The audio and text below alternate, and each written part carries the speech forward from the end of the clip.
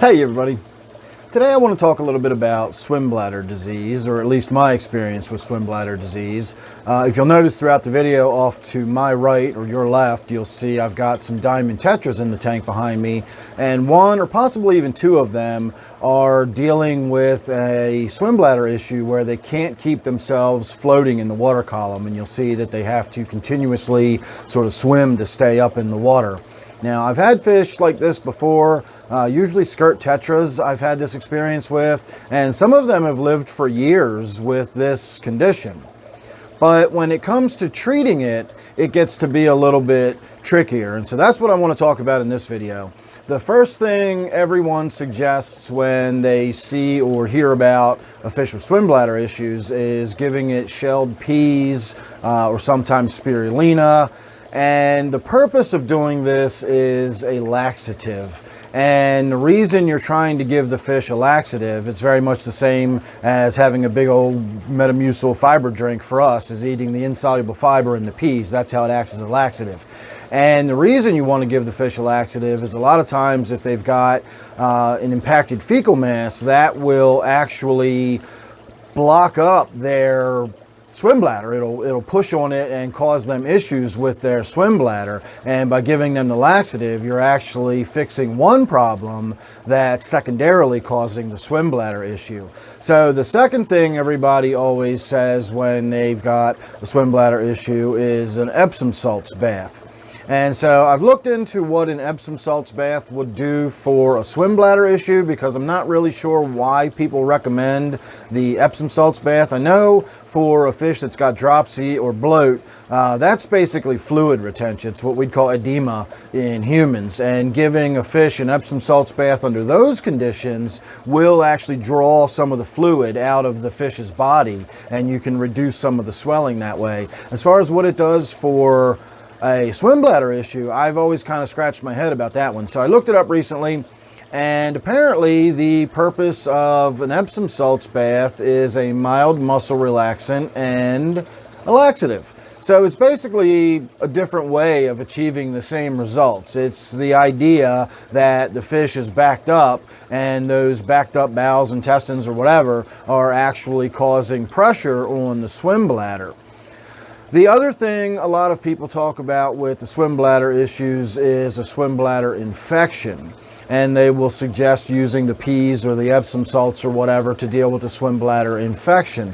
Now, I don't know if they're using the term infection just sort of euphemistically, or if they mean they really believe that the fish actually has an infection. If the fish has an infection, then you need to give it antibiotics. Antibiotics is what is going to correct an infection, and that of course is only if it is a bacterial infection. If it's some sort of viral infection, then antibiotics don't do anything at all for that. It has to be a bacterial infection. But if you believe a fish has an infected swim bladder, then you need to give it Maricin or something like that. If you live in the United States, it's fairly easy to get fish medications. I know in different parts of the world it's a lot more complicated than that, if you can even get them at all. But if there's an infection, you need antibiotics. That's what's going to cure an infection. Putting some salt in the water will always help the fish, but that's only, again, a secondary thing. Freshwater fish actually sort of burn up energy trying to extract salt from the water. They do need salt. So by putting a teaspoon of table salt or a teaspoon of aquarium salt in the tank, that's not necessarily going to directly impact things like a swim bladder infection, or if the fish is sick in some other sort of way, if it's being medicated for something. But putting a little extra salt in the tank just makes it easier on the fish's body to absorb salt, and it makes the fish healthier, and it can focus more of its energy on healing, sort of like the same way we might stay in bed when we're feeling under the weather and our body's just using that energy to deal with whatever issue. By giving the fish some salt, you're allowing that fish to expend some of that energy on dealing with whatever issue it's got, rather than trying to extract salt out of that fairly salt-free water. So that's the reason you would give salt. So at the end of the day, I've never really had anything that has ever really worked for correcting a swim bladder issue on a fish. I've tried many times in the past, and I've not had any success. And the only time, honestly, I've ever really tried to do anything with the swim bladder, and if you actually look up swim bladder issues, almost everything you're going to find is about a fish that's got a swim bladder that it can't deflate. Now, the way a fish's swim bladder works is the way we've got dissolved gases in our blood, just like fish have dissolved gases in their blood. It can pull some of those gases out and into the swim bladder, and then it can diffuse those gases back into their blood, and that's how it regulates the amount of gas that's in its actual swim bladder. And it really is a balloon sort of inside of its body that it either increases or decreases in size, and that increases or decreases its buoyancy. So if it gets sort of stuck and it can't deflate it, you get the fish that look like balloons and they float up to the surface, or they might swim funny or sideways, because if you've got pressure on one side, it may inflate wrong and the fish may be unevenly buoyant. It may list to one side. That may be something going on with the swim bladder issue. But almost everything you look up is going to be something to do with an overinflated swim bladder, not a fish that can't inflate its swim bladder. And the only thing I saw that actually made sense to me as far as treating a fish with a swim bladder that it can't inflate would be to reduce the tank's water by about half. That is going to greatly reduce the amount of external pressure squeezing on the fish, and it may give the fish enough to actually get it to re-inflate again. But again, I've never had any experiences where I've ever had a fish that's had swim bladder issues ever recover, and so I kind of look at it, and dropsy is the same way. The few times I've had fish that just swelled up like that, I've never been able to do anything to reverse it or make them any better. And so I don't really worry too much about it anymore. In the case with these fish back here, if they were bloated or something like that, I would probably catch them and try to give them an Epsom salts bath. But I don't see what I can really do for these fish. And again, this is my experience, and this is my decision based on my experience. Your experience may vary. If you've had success, that's great. I'd like to hear about it. And if you're in this situation and you feel that you would, try to catch the fish or try to feed them some peas or something like that, that's great.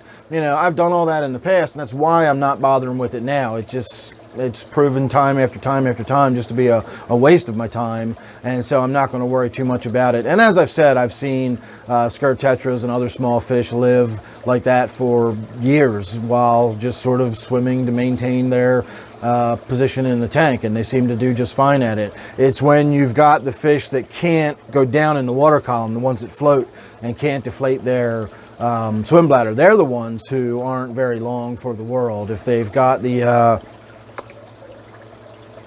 cat just came running in the room. I was going to try to pick him up and give him a little camera time, but he zoomed right on past me. That was Bootsy, by the way, not Squeaker. And Bootsy rarely gets any kind of camera time, so oh well, maybe some other time. Anyway, that's about all I've got to say. Like I said, if the fish was swollen and bloated and its swim bladder couldn't be deflated, my experience is at that point you're down to weeks or even days before the fish is going to die. With it being like the way these are, where they just have to, they're doing the swimming constantly to stay up in the water.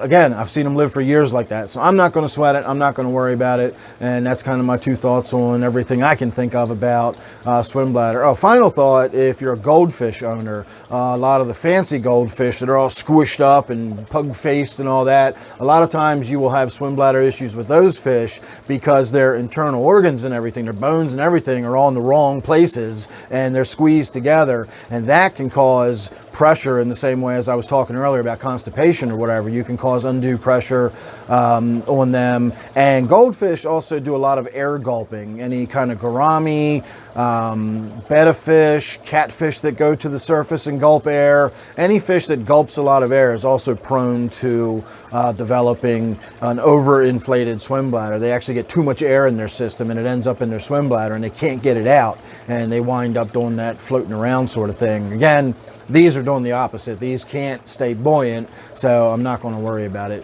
So make sure you subscribe. You don't want to miss anything I got coming up. You never know what it's going to be with me. I got a few little odds and ends projects I'm working on, a few other videos I want to sit down and shoot. So make sure you subscribe. You won't miss any of that or anything else I got. So thanks a lot for watching. Hope you enjoyed, and I'll see you real soon in the next one.